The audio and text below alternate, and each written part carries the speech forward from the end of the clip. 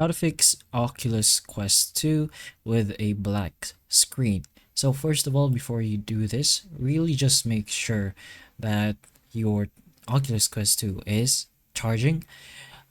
Make sure it's actually connected to your outlet. Make sure it's actually plugged into the Oculus itself.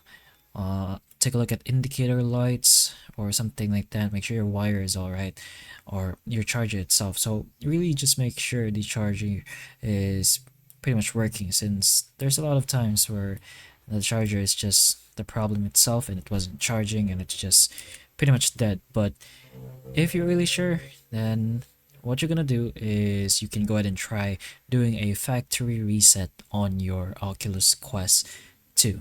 So to do this, you're gonna have to navigate to your volume buttons and your power button. So navigate to your volume button. So make sure it's the volume down button and then the power button. What you're gonna do is hold and press these two buttons at the same time and wait for maybe 15 to 30 seconds. But you will know until there's a little Android logo on your screen or until this pops out on your screen. So it's gonna say USB update mode. What you're gonna do is go to the factory reset option. You could go ahead and try powering it off and just turning it on again, a little restart. But if that still doesn't work, you can go for a factory reset. So to do that, you're gonna go ahead and press the volume down button, and that's gonna bring you down over here to the factory reset.